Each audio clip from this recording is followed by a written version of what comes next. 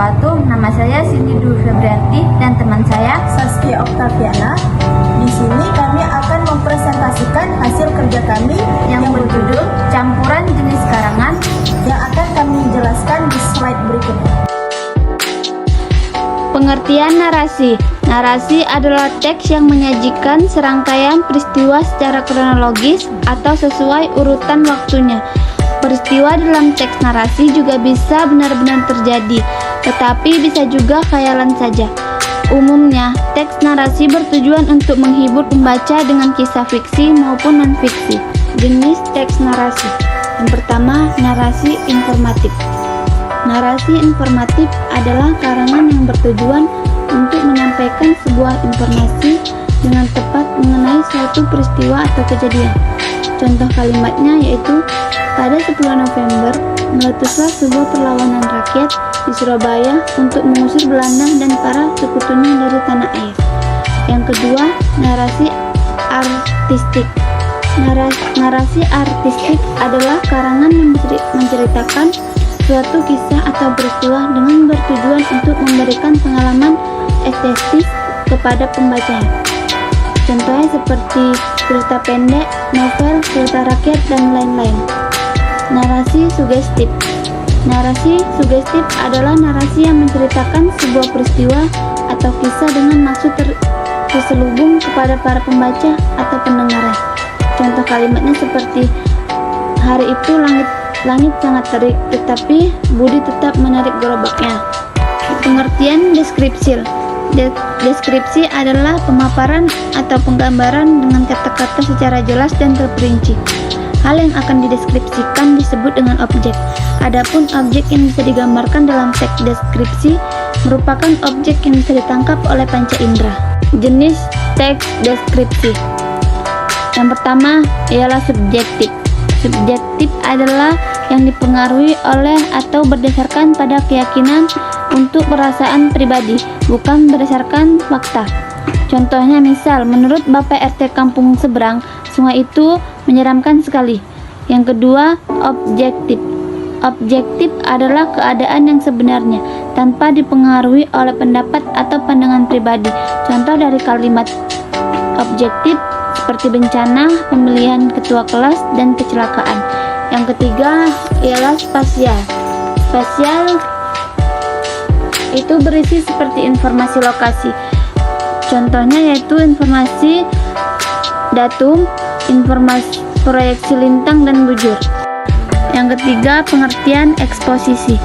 Teks eksposisi adalah teks yang memuat informasi yang disajikan secara singkat, padat, akurat, dan mudah dipahami. Tujuan teks eksposisi adalah memberitahu enggan jelas kepada pembaca atau penyimak sehingga tidak terjadi perbedaan penerimaan informasi yang ada. Struktur teks eksposisi. Yang pertama, judul. Judul adalah nama atau istilah yang digunakan untuk buku, bab, berita, atau lainnya, dan merupakan cerminan dari seluruh isi karya. Yang kedua, tesis. Tesis itu ialah merujuk pada karya ilmiah tertulis jenjang magister atau pasca sarjana atau S2. Yang ketiga, argumentasi. Argumentasi adalah proses pengajuan dan mempertahankan suatu pendapat atau kesimpulan dengan menggunakan bukti atau dalil yang valid dan memiliki alasan yang kuat. Yang keempat, penegasan ulang. Penegasan ulang adalah kesimpulan atau ringkasan dari teks yang dibuat oleh penulis. Pengertian argumentasi. Argumentasi adalah alasan untuk memperkuat atau menolak suatu pendapat, pendirian, atau gagasan. Argumentasi bertujuan juga untuk menyampaikan suatu pendapat, konsepsi, atau opini tertulis kepada pembaca. Jenis-jenis argumentasi. 1. Argumentasi deduktif adalah argumen yang jika benar mengandung bukti konklusif untuk mendukung kebenaran klaim. 2. Argumentasi induktif.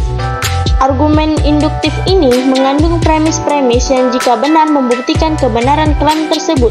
3. Argumentasi ontologi. Argumentasi ontologi adalah argumen yang membuktikan kebenaran dari Tuhan melalui perwujudan sosok yang maha sempurna. Pengertian persuasi. Persuasi adalah mengajak, membujuk, atau menyuruh, dan sesuai arti katanya, teks persuasi adalah teks yang berisikan kalimat-kalimat persuasif. Dengan begitu, kalimat persuasif dapat diartikan sebagai kalimat yang bertujuan untuk mengajak, menyuruh, dan membujuk.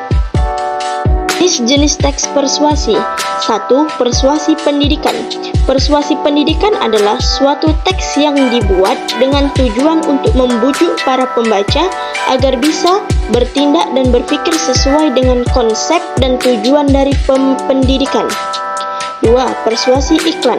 Persuasi iklan merupakan salah satu jenis metode periklanan yang fokusnya membingkai produk secara positif guna meyakinkan konsumen tentang suatu produk. 3. Persuasi propaganda. Persuasi propaganda merupakan salah satu jenis teks yang memberikan fungsi untuk menuntun atau mempengaruhi pembaca terhadap suatu opini tertentu.